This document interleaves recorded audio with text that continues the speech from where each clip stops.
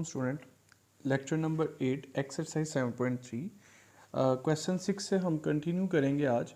तो question number 6 है हमारे पास, show that vectors 3i minus 2j plus k, और हमारे पास जो v वेक्टर है i minus 3j plus 5k, और एक यहाँ पे w वेक्टर ले लेंगे हम 2i plus j minus 4k from a right triangle. कहता है कि बताएं कि क्या ये जो वेक्टर्स हैं ये राइट एंगल ट्राइंगल बना रहे हैं। तो सबसे पहले यहाँ पे हम देखेंगे कि क्या ये ट्राइंगल हैं, फिर उसके बाद हम राइट एंगल ट्राइंगल को प्रूव करेंगे। तो हमारे पास ये तीन वेक्टर आ गए u, v एंड w। तो फर्स्ट ऑफ ऑल हमने देखना है कि किन दो वेक्टर्स को ऐड करने से तीसरा वेक्टर बन रहा है, यानी कि ट्राइंगल रूल एडिशन, ठीक है, या हेड टू टेल रूल। तो यहाँ पे अगर हम देखें तो v और w को ऐड करने से हमारे पास जो थर्ड वेक्टर u है वो उसके बराबर आ रहा है। तो हम v प्लस डब्ल्यू करते हैं i minus 3j plus 5k plus 2i plus j minus 4k। तो i वाली टर्म में, j में और k में ऐड हो जाएगी। तो हमारे पास जो वेक्टर आया है वो u वेक्टर के बराबर है। इससे ये साबित हुआ कि ये जो है ये ट्राइंगल है। अब हमने साबित करना है कि ये राइट एंगल ट्राइंगल है। तो अब देखेंगे कि किन दो वेक्टर्स का डॉट प्रोडक्ट लेने से हमारे पास आंसर 0 आ रहा है, क्योंकि राइट एंगल ट्राइंगल में जो एंगल है वो 90 डिग्री का होता है। लिहाजा इनमें से अगर हमें कोई भी दो वेक्टर का डॉट प्रोडक्ट 0 मिल जाता है तो इसका मतलब वो राइट एंगल ट्राइंगल भी है। तो यहाँ पे अगर हम u डॉट w करेंगे तो इनका जो हमारे पास डॉट प्रोडक्ट है वो 0 के बराबर आ रहा है। कैसे कि अगर हम i वाली टर्म को i वाली टर्म से, j को j से, k को k से मल्टीप्लाई करेंगे तो हमारे पास एक टर्म फॉर्म हो जाएगी जो कि 0 के बराबर है। Thus u and w are perpendicular, hence given vectors from a right angle triangle, hence proved. ठीक है स्टूडेंट, इसी का सेकंड पार्ट है हमारे पास। इसमें हमें जो है वो पॉइंट्स दे दिए गए हैं पार्ट 2 में। तो पहले हम इनकी मदद से वेक्टर बनाएंगे, ठीक है। और सबसे पहले हम देखेंगे तो पी क्यू वेक्टर। तो पी क्यू वेक्टर क्यू में से हम पी को माइनस कर देंगे, फिर हम यहाँ से पी आर वेक्टर निकाल लेंगे, ठीक है। तो आर में से पी को माइनस कर देंगे और फिर हम क्यू आर वेक्टर निकाल लेंगे, यानी कि आर में से क्यू को माइनस कर देंगे। तो ये हमारे पास तीन वेक्टर आ गए। अब सबसे पहले हमने इनको ट्राइंगल प्रूव करवाना है। तो आप देखें कि किन दो वेक्टर को ऐड करने से थर्ड वेक्टर जनरेट हो रहा है। तो ये देखें 3 + 2 5, और 4 में से 2 माइनस करेंगे 2, और 1 + 2, यानी कि P Q plus Q R करने से हमारे पास पी आर आ रहा है, ठीक है। तो इसका मतलब ये हमारे पास राइट एंगल ये ट्राइंगल है। अब राइट एंगल ट्राइंगल के लिए हमने इनमें से देखना है किन दो वेक्टर्स का डॉट प्रोडक्ट 0 के बराबर आ रहा है। तो यहाँ पे हम P Q dot Q R करेंगे तो हमारे पास जो है वो इसका आंसर 0 के बराबर आ रहा है। इट्स मीन दैट कि ये जो पी क्यू आर पॉइंट हैं ये राइट एंगल ट्राइंगल बना रहे हैं, ठीक है student. Next question 7, it's a very important question, और ये थ्योरम टाइप क्वेश्चन है। Show that mid point of hypotenuse of a right triangle is equi distance from its vertices. पहले तो स्टेटमेंट को देखेंगे। इसमें सबसे पहले आपने लेनी है राइट एंगल ट्राइंगल, ठीक है, जिसमें एंगल एक 90 का होता है, ठीक है। तो हमारे पास एक राइट एंगल ट्राइंगल आ गई यहाँ पे, ठीक है। तो इसके मैंने वर्टिसेस ले लिए A B and C. Let A B C be a right triangle with vertices A, ठीक है, is a right angle. The coordinate of vertices A B C are. तो यहाँ पे हम ना इसके कोऑर्डिनेट्स ले लेंगे। ये ओरिजिन है बेसिकली, तो 0 0। यहाँ पे आपके पास एक्स एक्सिस कोई ए ले लें और वाई एक्सिस 0 होगा, और यहाँ पे एक्स एक्सिस 0 और वाई का पॉइंट बी आ जाएगा रिस्पेक्टिवली। दस the coordinate of mid point. तो यहाँ पे हमने मिड पॉइंट ऑफ हाइपोटेन्यूज लेना है। तो हाइपोटेन्यूज का हम एक मिड पॉइंट ले लेंगे m। तो ये मिड पॉइंट कैसे आया, x1 + x2 divided by 2, y1 + y2 divided by 2, ठीक है। यानी कि इस तरह से 0 + a डिवाइडेड बाई 2 और b + 0 डिवाइडेड बाई 2। तो ये आपके पास एक मिड पॉइंट आ गया जो कि हाइपोटेन्यूज के ऊपर है, ठीक है जी। The coordinate of mid point of hypotenuse are a/2 and b/2, ठीक है। हमने यहाँ पे प्रूव ये करना है कि ये जो हमने मिड पॉइंट लिया है c से m, b से m और a से m, यानी कि इन तीनों वर्टिसेस का इस मिड पॉइंट के साथ जो फासला है, जो डिस्टेंस है वो सेम है, ठीक है। तो सबसे पहले हमें यहाँ पे वेक्टर्स जनरेट करवाने पड़ेंगे a से m, b से m और c से m। तो सबसे पहले हम a से m वेक्टर लेते हैं। तो m में से हम a पॉइंट को माइनस कर देंगे, तो a/2 -0 b/2 -0। तो ये हमारे पास वेक्टर आ गया a/2i + b/2j, ठीक है। इसी तरह से हम जो है वो बी एम और सी एम वैक्टर निकालते हैं। तो ये स्टूडेंट साथ में बी एम वैक्टर भी निकाला है हमने, तो एम में से हम बी को माइनस करेंगे तो ये हमारे पास आ जाएगा -a/2 + b/2। अच्छा, ए एम जो वैक्टर निकाला था उसका हमने साथ मैग्नीट्यूड भी ले लिया, क्योंकि डिस्टेंस की बात कर रहा है तो इसलिए हमें यहाँ पे मैग्नीट्यूड यानी कि वेक्टर की लेंथ निकालनी पड़ेगी। तो मैग्नीट्यूड आपके पास आ जाएगा ith कंपोनेंट का स्क्वायर प्लस jth कंपोनेंट का स्क्वायर, ठीक है।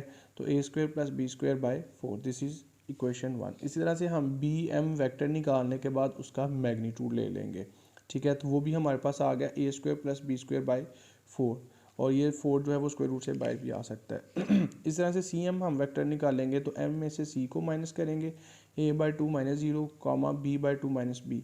a/2 तो एज इट इज़ आ जाएगा, इसका आप एलसीएम ले लेंगे तो ये आ जाएगा -b/2। Then we get a/2 i - b/2 j। तो सी एम जो है वो हमारे पास मैग्नीट्यूड b a² + b² / 4 आ गया। इट्स मीन दैट इक्वेशन 1 2 3 जो है इनकी जो लेंथ है यानी कि मैग्नीट्यूड है वो सेम आए हैं। तो इसका मतलब m is equi distance from the vertices a b and c, hence proved। okay student, next question is also important question। prove that perpendicular bisector of sides of triangle are concurrent। Concurrent का मतलब कि ऐसा point जहाँ पे आपकी ये जो bisectors की लाइन है ये आके मीट यानी कि इंटरसेक्ट करेंगी। तो सबसे पहले हमें ट्रायंगल लेनी पड़ेगी यहाँ पे। तो यहाँ पे फिगर है हमारे पास, एक ट्रायंगल आ गई है हमारे पास A B C. Let A B C be a triangle, let O D O E and O F be the perpendicular bisectors. Perpendicular bisectors का मतलब बाइसेक्ट जो लाइन को मिड में से कट कर रही है और उसके परपेंडिकुलर है। तो यहाँ से हम ओ डी एक बाइसेक्टर ले लेंगे, एक ओ ई और एक ओ एफ, ठीक है। और ये हमारे पास जो डी ई एफ हैं ये मिड पॉइंट है, ठीक।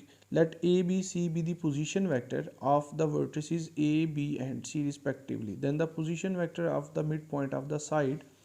तो आप इसके मिड पॉइंट कैसे ले लेंगे, अब जैसे डी है ना तो a + b/2, और ये ई जो है ये मिड पॉइंट आ रहा है बी सी के, तो लिहाजा b + c/2 और ये आ जाएगा a + c/2। तो ये हमारे पास ओ डी ओ ई और ओ एफ आ गया। यहाँ पे हम मुझसे दो टर्म्स को कंसिडर करेंगे कि O D is also perpendicular to A B and O E is perpendicular to B C. ये दो टर्म्स कंसिडर करके अगर हमने प्रूव कर दिया थर्ड साइड भी यानी कि ओ एफ जो है वो ए सी के परपेंडिकुलर है, तो इसका मतलब कि ये एक ही पॉइंट पे मीट कर रहे हैं, तभी तो वो आपस में परपेंडिकुलर बाइसेक्टर्स हैं, ठीक है। तो आप अपनी मर्ज़ी से ओ ई और ओ एफ भी कंसिडर कर सकते हैं और उनकी मदद से आप ओ डी को परपेंडिकुलर करवाएंगे ए बी के, ठीक है। तो यहाँ पे हम ओ डी को जो है वो परपेंडिकुलर कर रहे हैं ए बी के, यानी कि ए बी के परपेंडिकुलर कंसिडर कर रहे हैं, और ओ ई को बी सी के। लिहाजा ओ डी इज़ परपेंडिकुलर, ये परपेंडिकुलर का निशान है टू ए बी, और O E is perpendicular to B C. तो जब भी दो वेक्टर आपस में परपेंडिकुलर होते हैं तो उसका डॉट प्रोडक्ट हमारे पास क्या होता है जी, ज़ीरो। तो यहाँ पे स्टूडेंट देखें O D dot O B is equal to zero, because of that हमने कंसीडर किया था कि ओ डी जो है वो ए बी के जो है वो परपेंडिकुलर है, तो इनका डॉट प्रोडक्ट जीरो ले लिया। ओ डी की वैल्यू हमारे पास आ जाएगी a + b/2 - 0, यानी कि डी में से हमने जीरो को माइनस कर दिया और बी में से ए को। तो ये हमारे पास आ गया b + a dot b - a। ये टू जो है ये a + b है, इसको b + a लिख सकते हैं। टू जो है डिवाइड हो रहा था अपोजिट साइड पर जाके मल्टीप्लाई हो गया। यहाँ पे डिफरेंस की टर्म भी लगा सकते हैं, सिंपल मल्टीप्लाई भी कर सकते हैं। तो b/b² - a.a², यानी कि ये स्केलर बन जाएंगे। तो ये हमारे पास एक इक्वेशन आ गई। इसी तरह से हमने ओ ई को भी बी सी के जो है ना वो परपेंडिकुलर कंसीडर किया था, तो इनका भी डॉट प्रोडक्ट जीरो के बराबर आ जाएगा। लिहाजा ओ ई, तो ई में से हम ओ को माइनस कर देंगे और सी में से हम बी को माइनस कर देंगे, इनका डॉट प्रोडक्ट भी हमारे पास जो है वो जीरो के बराबर आ गया। This is c² - b² is equal to zero. इन दोनों इक्वेशंस को हम ऐड करेंगे ताकि हम यहाँ से b² को एलिमिनेट कर सकें, और हमने प्रूफ करवाना है कि O F is also perpendicular to A C, ठीक है। तो इनको जब हम ऐड करेंगे b² से कट गया, then we gate c² - a², ठीक है। तो इसको हम जो है वो दोबारा से, जैसे हमने यहाँ पे इनका डॉट प्रोडक्ट b² - c² के बराबर लिखा था, तो लिहाजा हम इसको भी डॉट प्रोडक्ट में चेंज कर सकते हैं। तो ये आ जाएगा c + a c - a, और फिर आपने इसके साथ वेक्टर लगा देने। तो दोनों तरफ 2 पे डिवाइड कर दें इस टर्म को, a + c/2 - 0 लिख दें, ठीक है, कोई प्रॉब्लम नहीं, और c - a as it is रहेगा। ये टर्म आपके पास आ गई है ओ एफ, और ये टर्म आपके पास बन गई है ए सी, ठीक है। तो देख लें जी ओ एफ का dot product A C is equal to 0, it's mean that कि ये आपस में परपेंडिकुलर है। ठीक है, तो इनकी मदद से हमने थर्ड साइड जो है वो प्रूव करवा दी। It's mean that from equation 1, 2 and 3 we have 0 is the common point, thus O D O E and O F are concurrent at O. ठीक स्टूडेंट, नेक्स्ट क्वेश्चन नंबर 9 भी हमारा तकरीबन इसी तरह से है, लेकिन इसमें हमारे पास एल्टीट्यूड्स की बात कर रहा है। Prove that the altitude of a triangle are concurrent. ठीक है, अब ट्राइंगल ले लेंगे। एल्टीट्यूड बेसिकली एंगल से हम जो है ना वो वेक्टर को जनरेट करेंगे, जैसे कि ओ ए, ओ बी और ओ सी।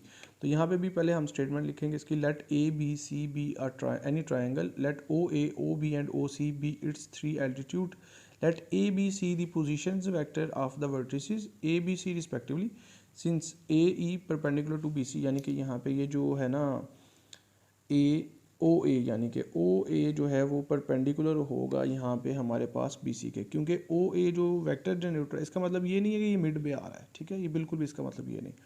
तो ओ ए वेक्टर जो है वो हमारे पास यहाँ से इस बी सी, इसके अपोजिट साइड पे जो वेक्टर है इसके परपेंडिकुलर है, और बी सी। ठीक है, और ओ ए जो है वो is also perpendicular to B C. ठीक है, इसका मतलब यहाँ पे भी हम अपनी मर्ज़ी से दो जो वेक्टर्स हैं वो कंसिडर कर लेंगे। ठीक है, जैसे कि ओ ए को हमने बी सी के परपेंडिकुलर कंसिडर कर लिया, इसका मतलब इनका डॉट प्रोडक्ट 0 के बराबर है। तो ओ ए हमारे पास क्या आ जाएगा, ओ में से हम ए को माइनस करेंगे और बी सी माइनस बी कर देंगे। अब यहाँ से आ गया minus A dot C minus B, तो माइनस ए का इन दोनों के साथ हम डॉट प्रोडक्ट ले लेंगे। तो यहाँ पे जब हम इसका माइनस ए का इन दोनों के साथ डॉट प्रोडक्ट लेंगे तो ये आ जाएगा minus A dot C and minus minus plus A dot B is equal to 0। ये लाइक वेक्टर्स नहीं है, इसलिए ये डॉट प्रोडक्ट में ही रहेंगे। इसको हम इक्वेशन 2 कह देंगे। इसी तरह से हम कंसिडर कर लेंगे B O dot product with A C is equal to, यानी कि बी ओ जो है वो ए सी के परपेंडिकुलर है, तो इनका डॉट प्रोडक्ट 0 के बराबर आ जाएगा। तो बी ओ कैसे निकालेंगे, 0 में से बी को माइनस कर देंगे और सी में से ए को। यहाँ पे माइनस बी आ गया, माइनस बी का भी इन दोनों के साथ डॉट प्रोडक्ट लेंगे तो ये हमारे पास आ जाएगा minus B dot C plus B dot A is equal to 0। This is equation 4। अब हम इक्वेशन 2 और 3 को ऐड करके इनमें से एक टर्म को हम एलिमिनेट कर देंगे। ठीक है, सॉरी सब्ट्रैक्ट करके ए डॉट बी को हम एलिमिनेट कर देंगे। तो यहाँ से ए डॉट बी हमारे पास सब्ट्रैक्ट हो गया, then we get minus A dot C.